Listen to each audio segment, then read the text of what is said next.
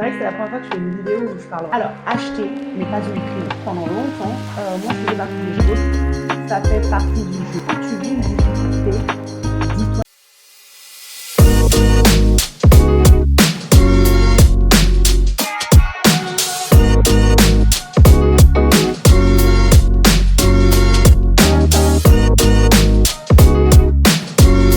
Bienvenue dans ce vlog. C'est même pas un vlog, dans cette vidéo plutôt. J'espère que vous allez bien. Alors, on se retrouve aujourd'hui pour parler de 32 choses sur moi. Alors, c'est vrai que c'est la première fois que je fais une vidéo où je parle vraiment de moi parce que depuis le début, ça fait un... depuis sur ma chaîne, je crois que je ne me suis jamais présentée. C'est un peu l'occasion. Donc, excusez-moi, j'ai 32 ans. Certains disent que je fais mon âge, d'autres disent que je fais pas du tout mon âge. Après tout, je pense que l'âge est surtout un chiffre en fait. Ça dépend de ce que tu as réalisé, ce que tu as envie de réaliser, ce qui se passe réellement. Donc, sans plus tarder, 32 choses que j'aurais aimé savoir avant mes 32 ans. Alors, ce qu'on va faire, c'est que moi, j'ai fait un petit apéro en même temps pour discuter et peut-être me maquiller aussi. Mais c'est vrai que j'adore la bouffe. Alors, premièrement, épargner est une liberté que tu t'offres. Pendant longtemps, j'ai toujours pensé que oui, l'argent est fait pour être dépensé, etc. Mais l'épargne, c'est quelque chose qui te permet de te mettre en sécurité. Et épargner sans difficulté est censé normalement être une question d'éducation financière, mais malheureusement, nous n'avons pas tous cette éducation financière-là. On doit tous apprendre à mettre un peu de côté. Et c'est vrai que malheureusement, je l'ai mis trop tard en disant toujours, mais tu auras le temps d'épargner, il faut que tu fasses ceci, il faut que tu fasses cela. En fait, j'aurais dû toujours apprendre à mettre entre 5 ou 10% de mon fric de côté. Moi, j'ai toujours galéré à épargner et j'ai toujours pensé qu'en fait, l'argent, ça dépendait forcément de mon travail. J'ai jamais eu cet esprit un peu business. Savoir ce que tu fais dans la vie te fait gagner des années. Ça, c'est vraiment très vrai. En fait, moi, pendant longtemps, j'ai mis beaucoup de temps à savoir ce que je vais faire dans ma vie. J'ai fait des études, j'ai fait un master 2 en gestion informatique et je l'ai fait parce que c'était une débouchée, que j'allais avoir du travail, etc. Je n'avais pas de plan précis.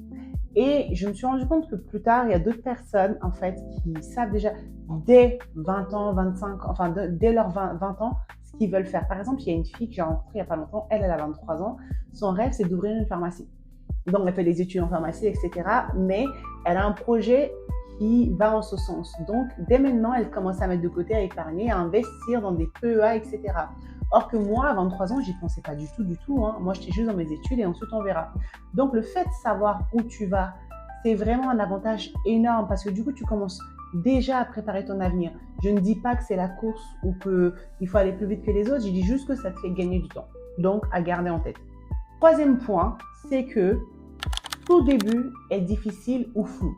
Quelle que soit la chose que tu vas commencer dans ta vie, au départ, ça va être difficile. En fait, un changement, par exemple, qu'on te met sur un nouveau projet ou que tu déménages ou que autre chose arrive dans ta vie, en fait, au début, c'est toujours un peu difficile. C'est vrai qu'on a beau le dire, mais il faut prendre en compte que la phase de transition, elle existe en fait.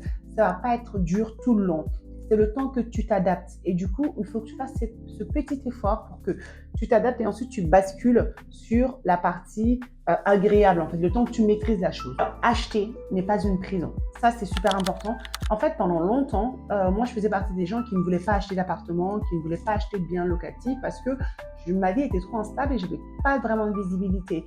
Et j'ai toujours dit, non, mais j'ai pas envie de m'endetter sur 25 ans, etc. De toutes les manières, à 25 ans, enfin, tu te rends compte quel âge j'aurai, mais en réalité, en fait, 25 ans, ça passe beaucoup plus vite qu'on le croit. La preuve, j'ai 32 ans. Donc, 25 ans n'est pas si irréaliste que ça.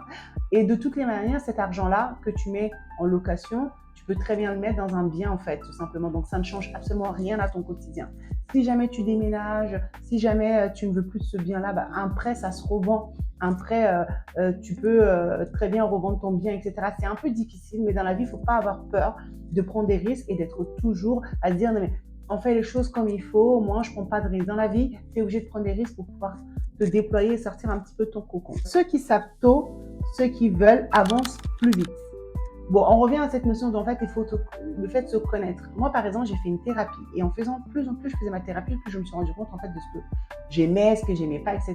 Et je pense que c'est super important de faire une thérapie, franchement. Donc, mieux tu te connais, mieux tu sais vers quoi tu veux aller et plus vite tu pourras commencer à investir dans ça, dans ta vie. S'endetter intelligemment peut construire ton futur. Ça, c'est vrai à 1000%. En réalité, si jamais tu fais un prêt immobilier, donc je reviens sur le prêt immobilier, si tu fais un prêt immobilier, En fait, c'est un prêt intelligent, en fait, c'est que tu t'endettes de manière intelligente.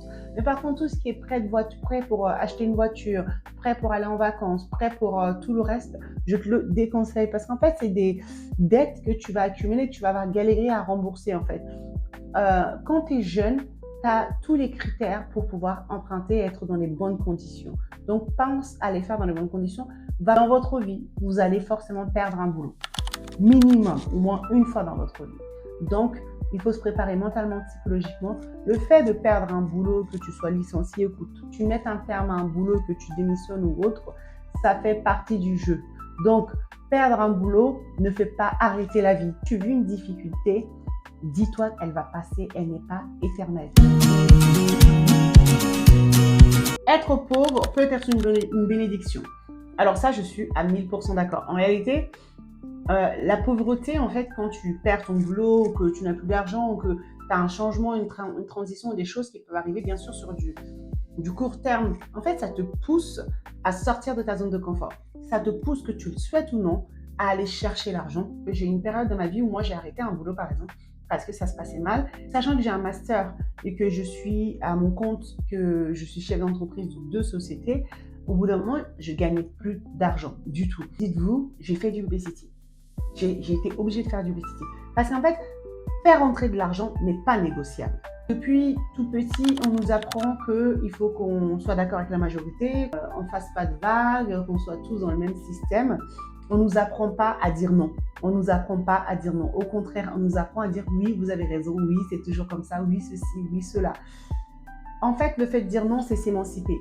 Vous devez savoir que aujourd'hui, quand tu dis non à une personne, à une amie, que tu dis non à un membre de ta famille, que tu dis non à un patron, ça ne veut pas dire que tu es une mauvaise personne. Même si tu es la seule personne dans la pièce à dire non, ça ne veut pas dire que tu as forcément tort. Tu dois absolument garder ta ligne de conduite. Parce que c'est ce non qui te permettra à toi de dessiner ta propre route et de qui tu es réellement. 10. La vie des gens compte beaucoup moins que tu n'imagines. Oui, souvent on pense que les gens, en fait, ils sont entre guillemets obsédés par nous, ou si je fais un truc, tout le monde va voir, oh là là, mais en réalité, en fait, les gens t'accordent en réalité qu'une petite fraction de leur temps au quotidien, parce qu'ils sont eux-mêmes dans leurs propres problématiques. Ils sont pas là toujours en train de regarder ta vie, toujours en train de te juger, toujours en train de dire, ah là là, elle fait ça, elle s'est plantée, ou il fait ça, il s'est planté. Les gens ne pensent pas tant que ça à toi. C'est vraiment important. Donc, libère-toi.